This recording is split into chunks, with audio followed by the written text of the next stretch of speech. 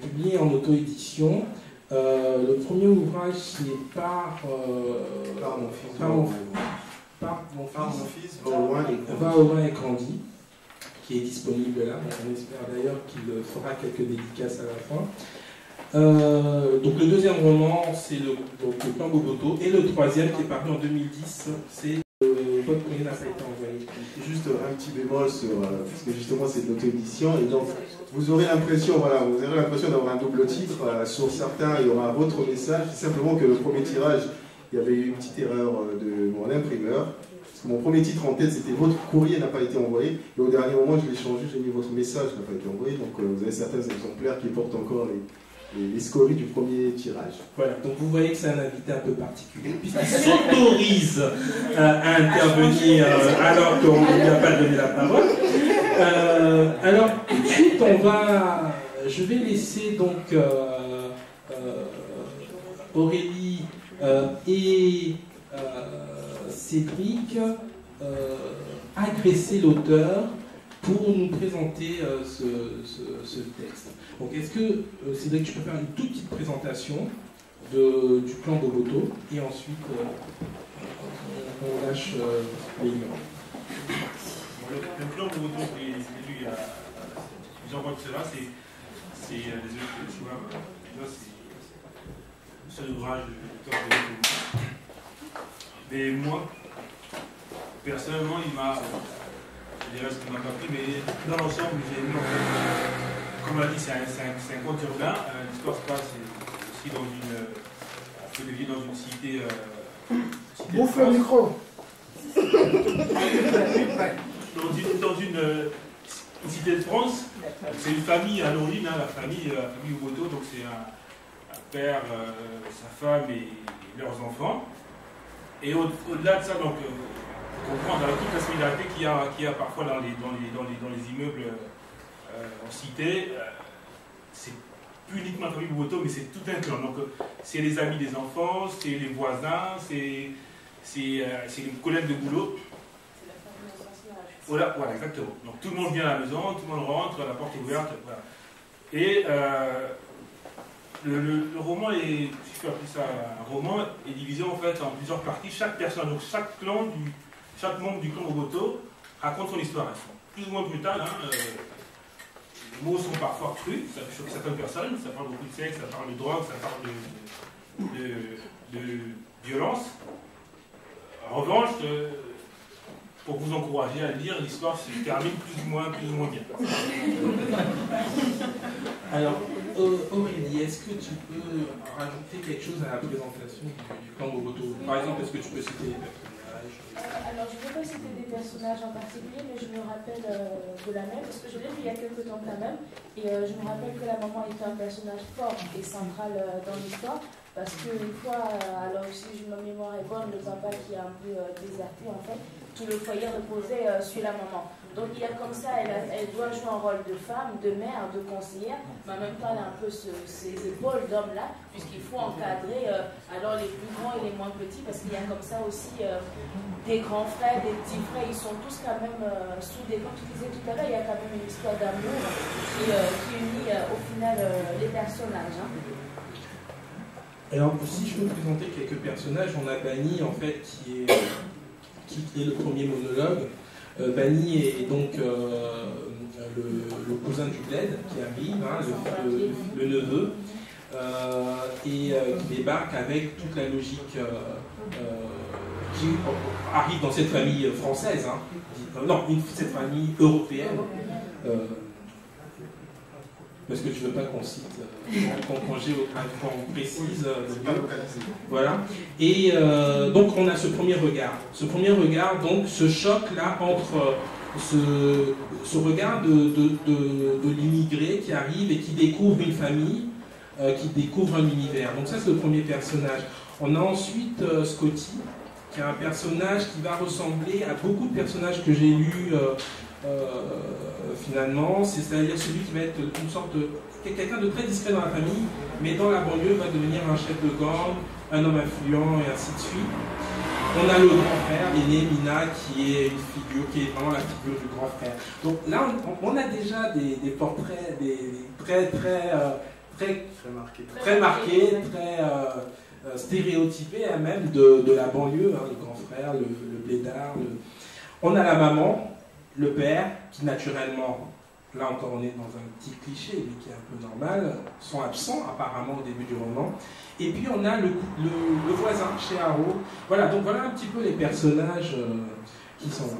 Est-ce que tu peux nous dire si cette présentation-là correspond un petit peu, ce sont les grandes figures que tu as vues présenter dans ce roman? Bon, déjà, bonsoir. Pardon. Ce qui est bien, c'est que cette fois-ci, vous avez présenté ça comme étant une histoire de famille, et c'est vrai que j'ai tendance à dire que c'est une histoire de famille avant que ce soit une histoire de banlieue. Mais bon, ça, on reviendra là-dessus sur ce que l'écrivain écrit et ce que le lecteur lit. Le principe, les personnages sont très stéréotypés au départ. À chaque fois, il y a l'image comme vous avez dit, la petite sœur qui tourne mal, le frère qui est en recherche d'identité. Ils ont tous un parti pris spécifique. Et l'intérêt, pour moi, c'est d'appeler clairement au cliché au départ quand on commence à lire un personnage, mais l'intérêt, c'est de pousser les gens à aller un peu plus loin, d'aller au-delà du cliché. C'est pour ça que j'ai fait ce roman comme étant un roman choral. Ça veut dire que chacun se raconte, et ensuite, les autres, on voit le regard des autres. Donc moi, je suis le blédard, j'arrive. On est de la même famille, mais on n'a pas le même background, on n'est pas élevé dans les mêmes environnements, on n'a pas le même vocabulaire, l'intérêt aussi c'était ça. Et surtout, j'ai un regard par rapport à, je suis noir aussi, on est dans la même maison, mais on n'a pas le même background. Donc l'intérêt c'est de dire, ben, moi j'arrive, quel est mon regard sur les autres? Et l'intérêt aussi c'est de dire, ben, celui qui arrive, quel est le regard des autres qui portent sur lui? Et donc, on a au départ un puzzle, et il faut avoir le point de vue de chacun d'entre eux pour reconstituer l'histoire complète. Juste une petite remarque, et prendre au mot Joss. Le mois dernier, lorsqu'on s'est retrouvés ici pour les palabres, quand tu avais chroniqué La maîtresse des épices, tu avais effectivement dit que c'était une fin bollywoodienne. Et je trouve effectivement que dans ton roman, on assiste à une fin bollywoodienne. Est-ce que c'est une sorte d'encouragement, un peu comme vous disiez tout à l'heure, le parti Aurore, une espèce d'encouragement de montrer aux gens effectivement que la banlieue n'est pas que synonyme d'échec? Oui, mais mon roman, quand j'ai commencé à l'écrire, ça doit bien finir. Je dis que, non, quand j'ai commencé à l'écrire, j'avais la fin. Je savais comment ça finissait. Je savais, et en plus, c'est une image, je crois qu'on a tous vu, on a tous regardé des films américains où ils finissent tous à un gros barbecue en famille, à manger des chicots. Donc, mon roman, il finissait comme ça. C'est clair que l'intérêt, c'est de raconter, encore une fois, une histoire de famille qui subit des choses, qui prend des coups, que chacun d'entre eux prend des coups, parfois violents, et qu'au final, il fallait que la famille survive, il fallait que la famille aide chacun à s'en sortir. Et donc, effectivement, mon roman, enfin moi, ce qui est clair, c'est que je suis très à l'eau de rose, et ça doit bien se terminer. Eau de rose, je dirais pas ça, je vous en veux pas, bon bref. Ça marche pour ton roman, mais pas pour les autres. Anyway. Donc, moi, en fait, c'était quoi ma question? Oui, j'ai oublié ma question. Si, en fait, tu parlais tout à l'heure, en fait, il y a le cousin qui vient du bled et la famille qui est ici. En fait, chacun observe un peu l'autre. Hein. Donc, ma question, en fait, c'est. Je ne sais pas si chacun observe vraiment l'autre, parce qu'au final, pour dire que la famille est immigrée, je trouve finalement qu'ils reproduisent un modèle de famille qui s'appliquerait bien au bled, pour le dire ainsi, comme ils sont ici dans la cité, en fait. Je m'explique, puisque le cousin, il arrive, il ne s'exprime pas de la même façon, il ne s'habille pas de la même façon, et il trouve que la famille n'est peut-être pas la famille comme on pourrait l'entendre en Afrique, ou sans citer de pays, puisque c'est de là qu'il vient, mais au final, ils se retrouvent quand même tous, la porte de la maman est toujours ouverte, alors que c'est des voisins, des étrangers, même différence de couleur de peau, finalement, le sens de la famille large reste. Bah, de toutes les façons, ça pourrait être n'importe où. On est toujours une cité ou une ville par rapport à autre chose. Si on est à Kinshasa et que le cousin vient du village, il va avoir la même impression. On est toujours quelque part, et l'intérêt aussi c'est ça, on parle de banlieue, on parle de littérature, j'aime bien le concept de littérature africaine, et je dis toujours la littérature de banlieue c'est de la littérature française, mais c'est aussi de la littérature africaine, parce que c'est une réalité africaine ça, les familles qui reçoivent un cousin qui est venu du bled, ça fait aussi partie des réalités africaines. Et effectivement, l'intérêt c'est d'avoir quelqu'un, vous avez quand même des codes culturels qui sont les mêmes, mais vous êtes élevé dans des environnements différents. Ça fait qu'on se ressemble quand même, parce qu'on a une certaine notion de la famille qui est la même, mais on est différents. On est différents. L'important pour moi dans ce roman, c'était très clairement de marquer des personnalités très différentes. Alors moi, je voulais souligner donc, quelque chose de très intéressant, qui est très fort dans le roman Boboto, donc c'est le style. Donc déjà une écriture très marquée, avec un langage déjà qui se rapproche du parler banlieue, hein, si je peux l'exprimer ainsi. Bon, on n'est pas jusqu'à Santaki avec des expressions gitanes, mais voilà, on a une langue qui est vraiment très proche de ce discours. Alors, est-ce que, comme je suis en train de lire un autre de tes romans, et je retrouve pas justement cette dimension. Donc, il y a une volonté dans ton écriture de rapprocher l'écriture du parler, de la rendre la plus proche possible des personnages. Et est-ce que c'était difficile? Là, le problème, c'est de toutes les façons, c'est une question de crédibilité. Si je me mets dans la peau d'un narrateur, là, je vais prendre évidemment un langage qui sera différent. Parce que j'ai un regard extérieur, donc je raconte l'histoire de quelqu'un. Je suis en train de lire Vivre me tue de Paul Smaïl, où le personnage, quand il le narre, c'est quelqu'un qui a une agrégation et autres, il a un langage soutenu, et ensuite dans les dialogues, évidemment, la langue n'est pas la même. Là, mes personnages se parlent à eux-mêmes, on est dans leur tête. Donc évidemment, dans sa tête, on ne va pas utiliser le subjonctif de l'imparfait si on l'a pas dans son répertoire. Et en même temps, tu as dit qu'on n'était pas proche du Santaki, mais on parle de gamins qui sont déscolarisés, qui ont un certain niveau. Là, ces gens de la famille Boto, ils ont tous fait des études. C'est des gens de la banlieue, mais ils ont tous fait des études. Et donc, ils ont quand même un certain niveau de langue. Et donc, tu vas... et pour ça, je vais être très... C'est très bête. Je suis entouré que par ça. Des gens qui ont grandi dans la banlieue et qui parlent français, qui sont capables de dire « wesh ma gueule » et 2 minutes après, qui sont capables de dire « nonobstant ». Parce que ça fait partie de leur bagage. Donc ça, c'est important quand on fait parler quelqu'un, de le mettre par rapport à son environnement. Sinon, on a une question de crédibilité. Ensuite, c'est vrai que c'est difficile. Ce qui est difficile, c'est d'essayer sur 7 personnages, tout en ayant des codes les mêmes, mais de leur mettre quand même un langage qui est différent. Il y a un personnage d'une fille qui a 14 ans, elle ne peut pas parler de la même manière que son grand frère qui est un peu plus vieux. Parce que c'est une femme, parce que elle est plus jeune. Le banni qui vient du pays, même s'il parle français, dans son expression, il ne peut pas avoir les mêmes expressions que les autres. Donc ça, effectivement, c'est vraiment le challenge du bouquin.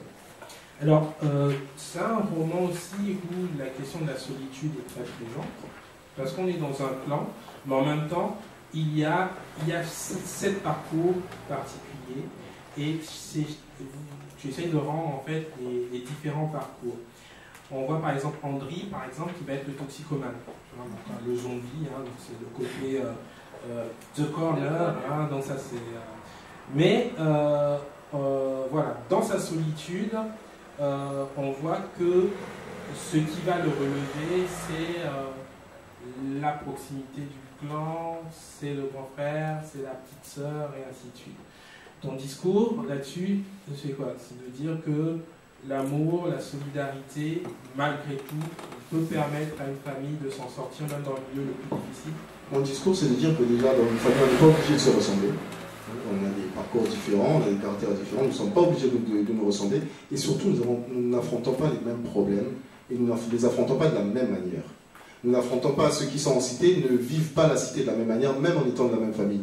Mais qu'au final, le lien de la famille rattrape les autres. Donc, dans le clan Boboto, à un moment, chacun d'entre eux, ils partent un peu tous en cacahuète, chacun, parfois sur les mêmes événements. Il y a un événement central qui marque plusieurs d'entre eux, chacun ils le vivent de manière différente, Et l'intérêt, c'est justement de montrer que, au final, c'est la filiation qui rattrape tout le monde. Que nous ne sommes peut-être pas les mêmes, nous n'aurons pas les mêmes problèmes, mais qu'au final, il faut que la filiation ramène tout le monde. Pourquoi avoir choisi de placer ce roman en banlieue? Et après avoir choisi de le placer en banlieue, pourquoi avoir choisi en quelque sorte une forme de résilience, puisque la plupart des romans qu'on lit sur la banlieue, il n'y a pas trop d'espoir. On l'a vu tout à l'heure. Hein. Donc voilà. Pourquoi avoir choisi d'en parler? Parce que moi, du peu que je connais de la banlieue depuis quelques années, il y a certains parcours dans les autres romans que je vois, moi autour de moi, je ne les vois pas. J'habite dans le 93, j'ai habité dans le 95, j'ai habité dans les banlieues de Londres, j'ai habité dans les banlieues, et moi, autour de moi, dans les banlieues, je vois des bacs plus 5, je vois des gens qui vont dans les soirées hip-hop et qui aujourd'hui qui sont dans des banques et autres. Et dans le 93, il y a Vadreuil et Certigny. Oui, mais justement, je vois des gens qui viennent de Certigny, donc qui viennent du dur, qui aujourd'hui travaillent dans des endroits qui... voilà. Donc, et ça, malheureusement, dans beaucoup de romans de banlieue, il n'y a pas ça. Et on parlera de clichés tout à l'heure, et de marginalité de clichés. Ça, c'est pas toi qui t'en parles. Nous sommes d'accord, mais ce que je veux dire par là, c'est que l'intérêt, c'est d'avoir un regard le plus large possible. Et moi, autour de moi, je vois des gens, je connais des gens, ils ont grandi dans du très très dur. Ben, aujourd'hui, on discute, on travaille dans les mêmes endroits, ils sont chefs de projet, ils sont informaticiens, ils sont machin. Donc, je vois pas pourquoi cette réalité-là, elle ne serait pas dans les romans, et que la seule réalité qui serait dans les romans, c'est le roman où les gars finissent en prison. Alors, est-ce que vous avez encore des questions sur ce roman, ou s'il y a des personnes dans le public qui vous avez peut-être lu le roman et vous souhaitez intervenir? Oui. Alors, bonsoir tout le monde. J'ai lu Le Clan Boboto, il m'a été chaudement recommandé. Et je viens d'entendre...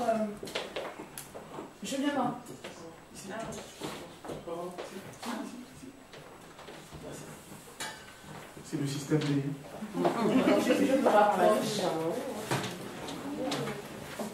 Et donc je disais que le roman m'avait été chaudement recommandé, que j'avais lu, et je viens d'entendre l'auteur dire que dans son environnement immédiat, il connaît des gens qui ont vécu dans des banlieues et qui aujourd'hui ont un statut, on va dire, respectable, chef de projet. Ce roman est un conte urbain. En fait, il l'affiche clairement. Mais la respectabilité qu'ont gagné les enfants du clan Boboto, les causes quand même, c'est parti d'un business de proxénétisme, de dealers, etc. Donc si c'est à ce prix-là qu'il faudrait gagner sa respectabilité quand on vient de banlieue, on n'est pas sorti de l'auberge, et ça n'en est pas une, en vrai, pour la première intervention. Et pour la seconde, je me suis rendu compte que, quand même, c'est vrai, les personnages se racontent. Et en se racontant, on se rend compte qu'ils n'en connaissent pas tant que ça sur le frère ou la sœur à côté. Comme quoi, en fait, autrui est vraiment, vraiment, vraiment insondable. Mais les parents qui, à mon sens, en fait, ont eu une action qui a porté sur le devenir des enfants, eux, ils sont racontés. Pourquoi les parents ne se sont pas exprimés? Pudeur africaine, un autre cliché? Non, donc insuffisance de l'écrivain. Je reviens simplement déjà sur la réussite. Il n'y a que Scotty qui réussit grâce au business, réellement. Parce que Bani s'en sort différemment, chacun d'entre eux s'en sort différemment, et il y a un personnage qui effectivement choisit d'être dans son business dès le départ, et parce qu'il est brillant, et dès le départ on nous dit que c'est quelqu'un de très brillant, et qui aurait pu réussir dans n'importe quel choix qu'il aurait fait, il aurait pu réussir. Ben lui, dès le début, il choisit de faire son business. Et il réussit dedans. Ça aussi, c'est pour montrer aux gens que c'est pas parce qu'on choisit, on prend certaines voies qu'on n'est pas intelligent. Et pour revenir sur pourquoi il se raconte, au départ, en fait, j'avais écrit le chapitre « Le père s'exprimait ». Le père racontait son histoire. Donc ça, je l'avais écrit. J'ai écrit Caris, la fille. Ce que j'ai fait, c'est que quand j'ai fini d'écrire son chapitre, j'ai envoyé une copine en disant « Tiens, tu pourrais jeter un coup d'œil, j'ai une amie qui a écrit ça. » Et elle m'a dit « Ta copine, elle a raconté l'histoire que je connais. » Donc je me suis dit « C'est crédible. » Je me suis mis dans la peau d'une fille et ça a été crédible. Et simplement, quand je suis arrivé au niveau de la maman, je ne pouvais pas. Je ne pouvais pas, j'étais incapable d'exprimer, parce que le problème, quand on écrit avec du jeu, il faut qu'on soit dans l'émotion. On ne peut pas être quand dans la description, parce qu'on est sur du jeu, et on est dans la tête de quelqu'un.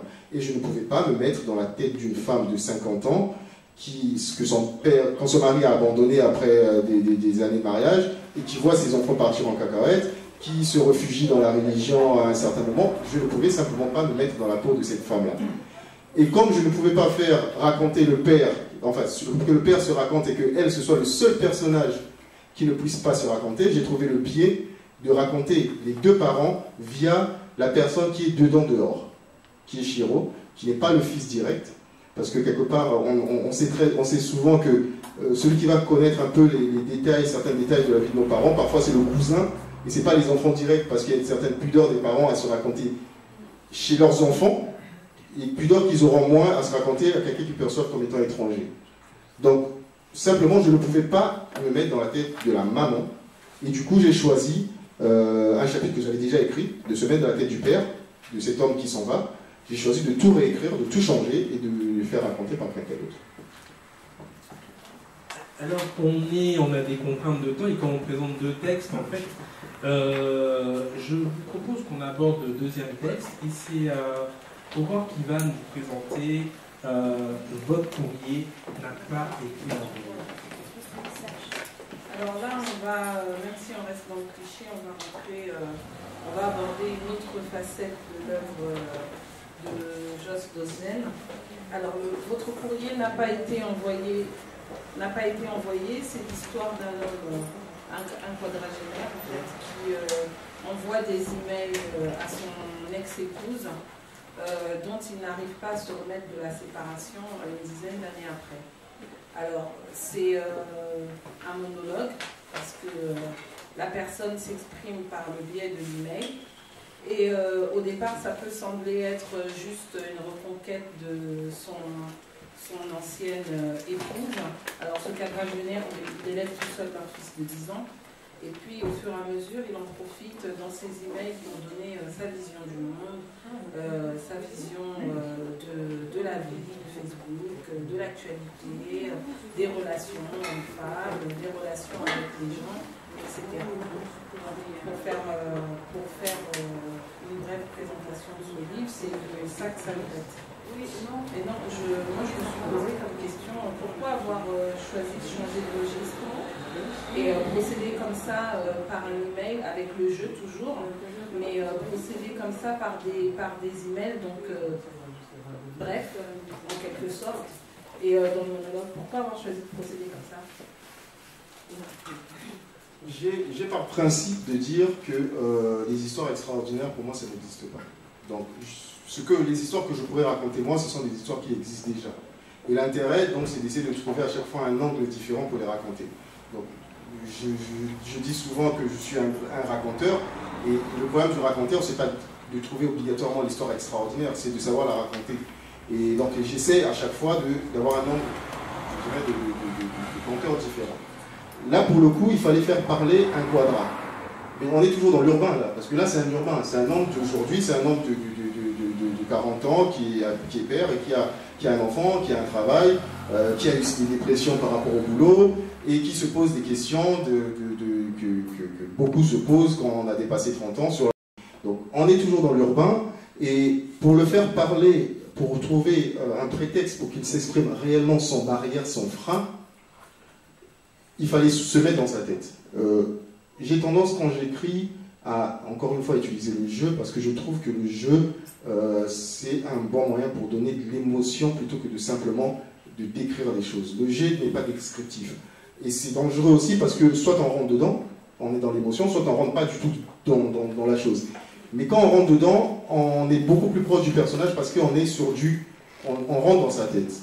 Là, c'est un quadra, et le principe, c'est que le biais que j'ai trouvé, c'est qu'il veut reprendre contact avec sa femme.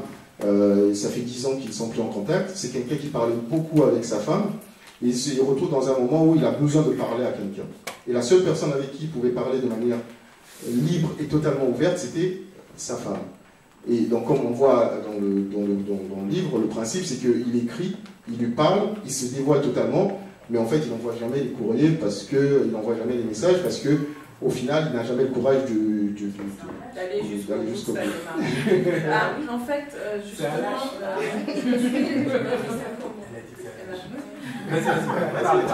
Non, mais je dis juste que c'est un lâche, parce que moi je l'ai lu, je me suis dit, ok, d'accord, ok, c'est écrit, d'accord, il s'ouvre un tout petit peu, allez, fait le clic, et non, il n'en voit pas, il en fait un tout, je me dis, mais il a vécu comme ça jusqu'à 40 ans, il a fait comment? Mais il est désespéré, le mec. Non, mais juste explique-moi, je sais pas. Mais là, c'est normal, oui, effectivement, le personnage, c'est quelqu'un de pathétique. Hein, oui, c'est quelqu'un qui a eu une dépression nerveuse parce que le boulot le dépassait, c'est quelqu'un qui n'a pas beaucoup de caractère. C'est l'admiration qu'il a aussi pour son ex-femme, c'est parce qu'il y a aussi ça, c'est que son ex-femme c'était quelqu'un de fort, qui réussissait professionnellement, qui avait du caractère. Lui, il subissait son travail, il subissait ses chefs, il subissait la vie. Il subissait. Voilà, il a tué son couple parce qu'il a fait une bêtise. Il a tué son couple parce qu'il a fait une bêtise. Et donc c'est quelqu'un qui n'est pas, c'est pas un Superman, effectivement c'est quelqu'un de faible.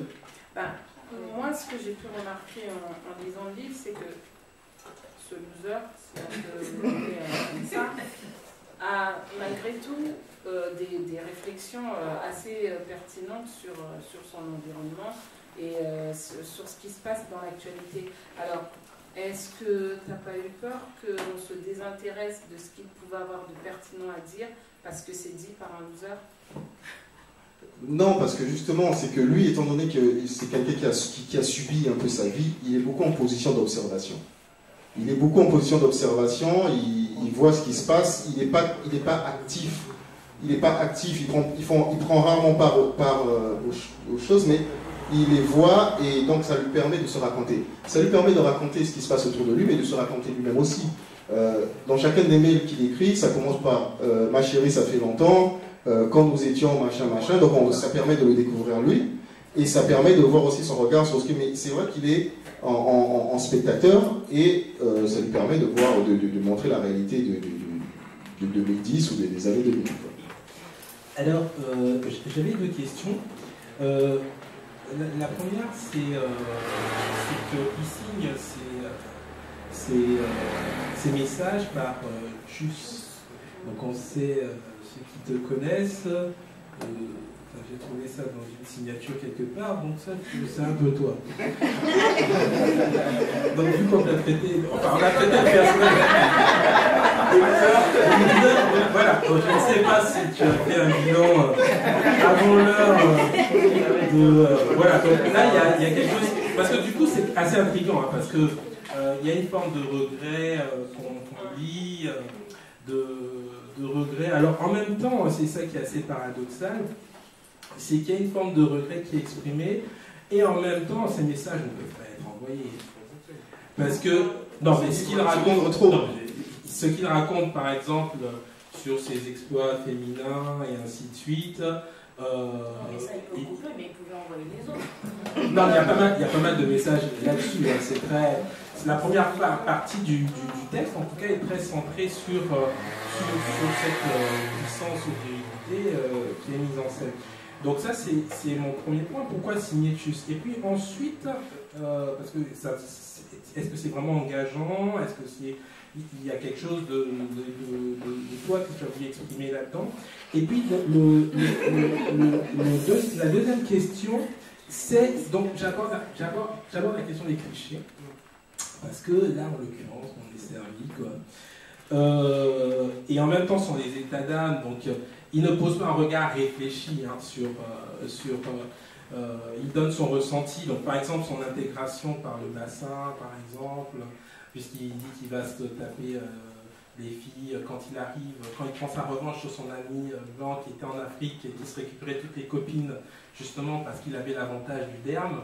Et quand il revient, les rôles s'inversent. Donc là, il y a tout le cliché de la puissance, la soi-disant puissance sexuelle de l'homme noir, là, qui est mise en scène. Oui, mais surtout la puissance de celui qui vient d'ailleurs. Parce que tant qu'ils sont en Afrique, je dirais que c'est le blanc qui a l'avantage du fait que c'est l'élément extérieur qui attire. Il n'a pas l'avantage par rapport à la puissance. Il est sexuel, il a la puissance parce qu'il a le casque colonial quelque part. Hein, donc, enfin, voilà, c'est un peu ça. Là, et justement, il y a un inversement de valeur parce que là, en l'occurrence, quand le personnage est désiré, c'est vraiment à cause de sa puissance sexuelle. Donc là est-ce que justement on n'est pas dans ce que Serge Julier tentait de dénoncer?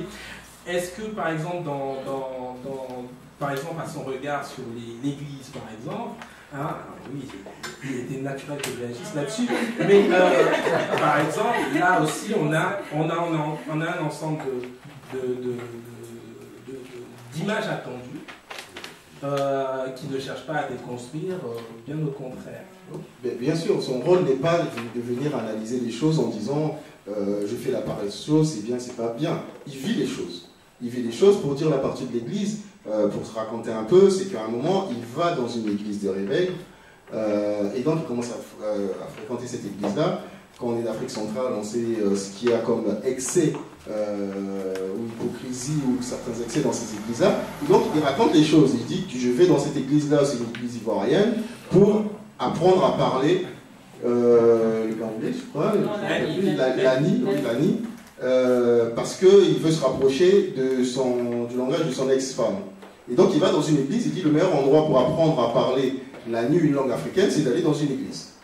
Parce qu'il y aura plein de mamans ivoiriennes là-dedans avec qui il va sympathiser, et après à un moment elles vont commencer à parler, il veut apprendre l'ani.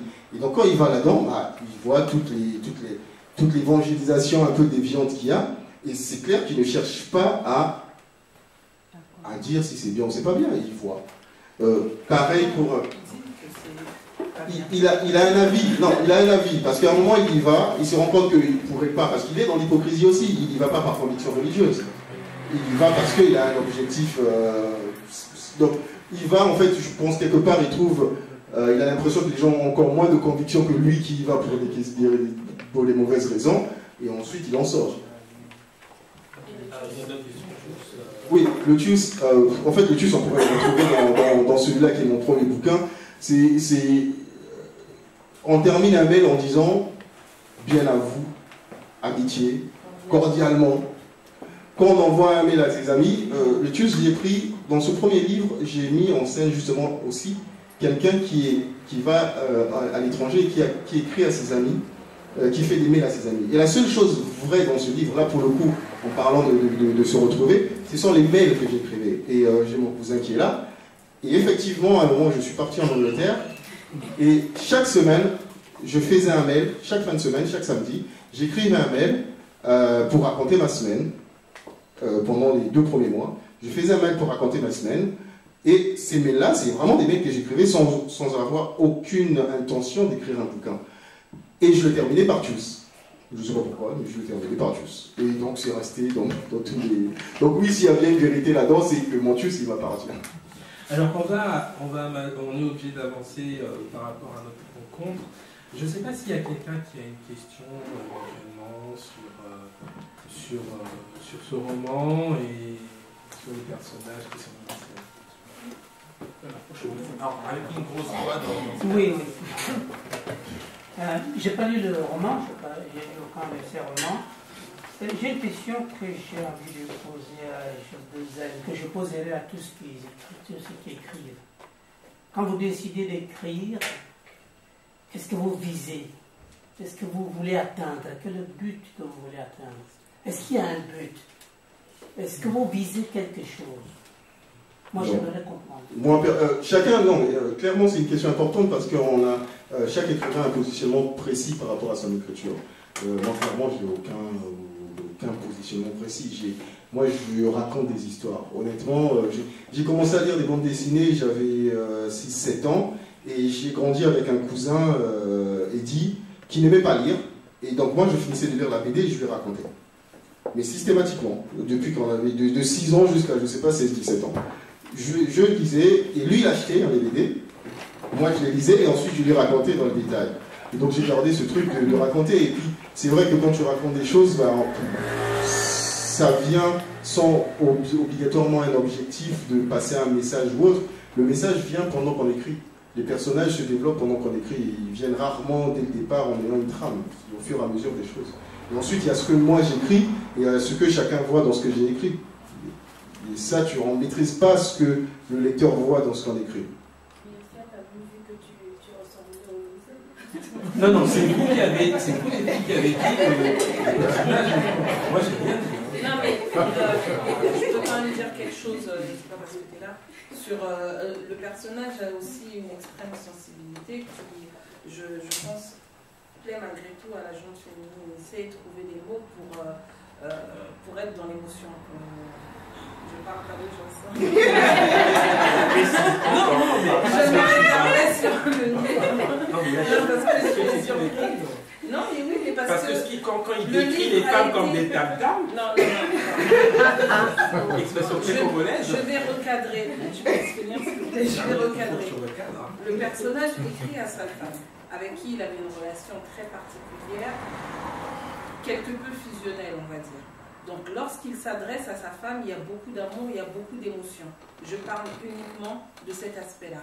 Après, effectivement, le personnage va un peu dans la mégalomanie et il s'étale un peu sur ses prouesses sexuelles, sur ses aventures. Mais ce n'est pas principalement ça qu'on retient, c'est le ton des mails. À chaque fois, il a toujours une phrase, quand il s'adresse à sa femme, une phrase affective.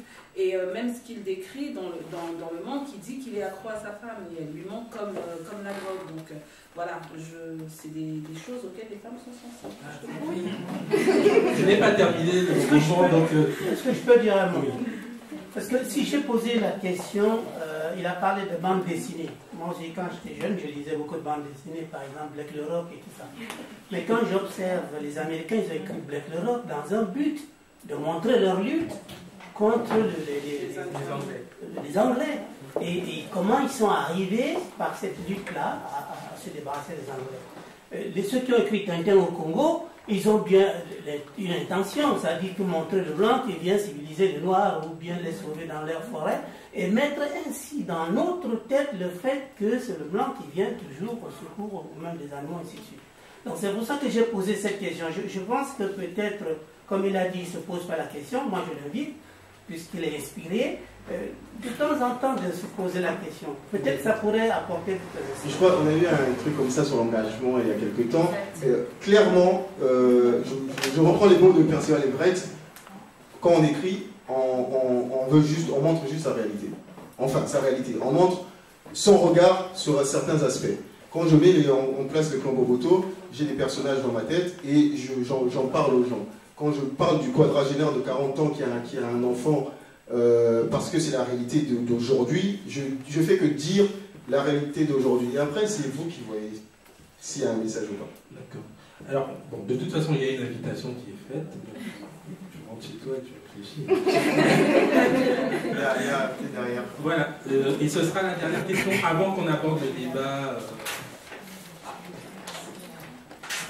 Oui, très rapidement en matière, parce que je viens juste de découvrir ton roman. Pardon encore, je n'ai pas eu le temps de lire. Ce que j'ai vu, j'ai trouvé le projet littéraire très admirable. Le fait de faire une forme de littérature en courriel, c'est quelque chose qui m'a tout de suite séduit. Par contre, plus j'ai une admiration pour toi, plus je ne peux m'empêcher de poser la question de savoir à quoi répondaient les notes de bas de page que tu as mis.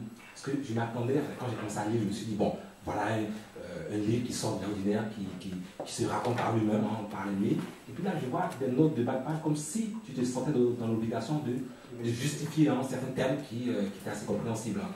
Petite jeune fille, Mangala, bon, enfin, c'est tout ça. Non, mais justement, c'est venu, Zachary, c'est une très bonne question. Mon premier livre, j'avais été tout de lent, en ne cherchant pas à expliquer mon langage, en étant vraiment le plus naturel possible. Et j'ai la chance ou la malchance d'avoir des lecteurs qui me font des retours de manière claire et parfois agressive. Mais parmi les retours que j'avais eus, j'avais un ami qui m'avait fait un tableau sur pour et contre. Et parmi les contre, c'était tu utilises plein d'expressions, ne sont pas obligés de savoir ce qu'il y a derrière. Je suis désolé, quand tu sais toi ce que c'est qu'un Bangala, si j'ai un Norvégien qui a appris le français qui lit, il ne va pas savoir ce que c'est qu'un Bangala. Il y a des phrases qui sont auto-explicatives. Il y a des phrases qui sont auto-explicatives. Et là, pour le coup, Il y a des phrases qui sont auto-explicatives, mais dans certains contextes, la phrase n'est pas auto-explicative. Clairement, autant dans le premier livre, j'en avais pas fait assez, autant dans celui-là, c'est vrai que parfois, dans certains coins, on nous dit, bon, là, tu n'étais pas obligé d'expliquer. Je dirais que c'est une petite erreur de jeunesse. Juste, j'ai pas l'habitude de poser des questions, mais cette fois-ci, je vais te poser quand même. Qu'est-ce que ça fait d'être là, à ta place? Parce qu'on t'a pas posé cette question. D'habitude, c'est toi qui es là, en train de poser des questions à l'auteur.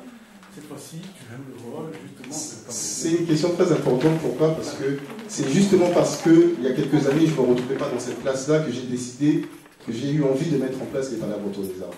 Pourquoi? Parce que je viens d'un monde qui, je connais pas, j'ai pas une formation littéraire, je connais pas de journaliste, je connais pas les langues d'édition, je suis plasturgiste de formation, donc ça n'a rien à voir.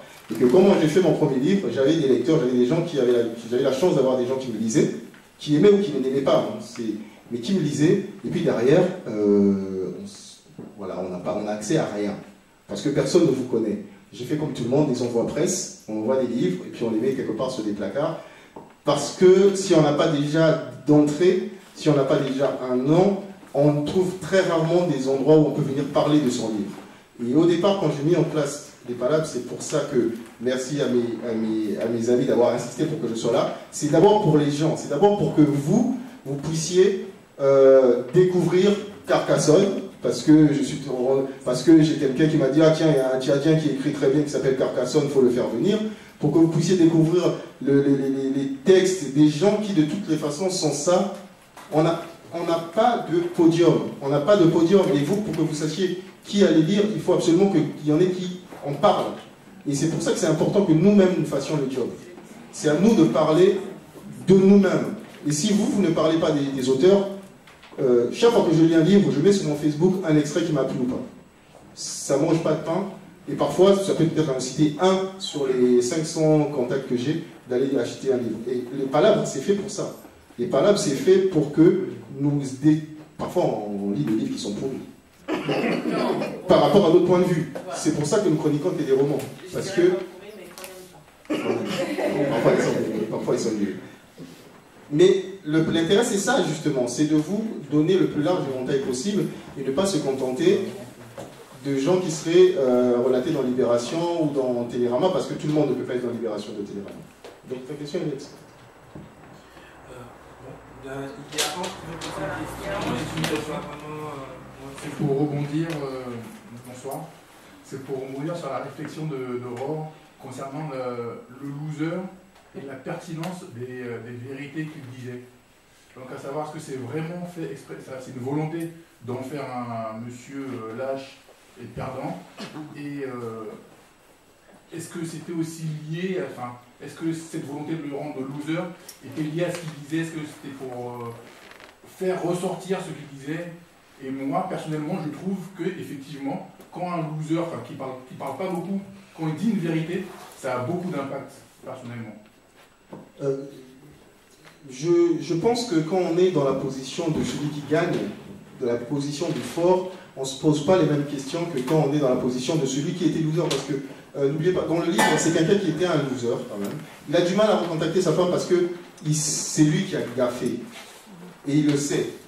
Et c'est simplement la culpabilité. C'est quelqu'un qui a, pour pas raconter évidemment l'intrigue, c'est quelqu'un qui a été très faible psychologiquement, qui a fait une grosse bêtise et qui s'est reconstruit. C'est quelqu'un qui s'est reconstruit grâce à son fils, hein, qui lui a donné la force de devenir, d'être un peu plus fort. Il le dit, il faut que je sois fort pour mon fils, pour lui donner le bon exemple. C'est quelqu'un qui est en train de se reconstruire et dans son processus de reconstruction, d'ailleurs au bout de 10 ans, il a le courage d'écrire, pas de l'envoyer, mais d'écrire un message à sa femme au bout de 10 ans, parce qu'avant, il n'a même pas le courage d'essayer d'envisager de la recontacter. Donc il est dans la position du faible, et donc il a peut-être un regard qui est différent de celui qui aurait tout réussi, une super famille, des super enfants, et qui ne se poserait pas les mêmes questions.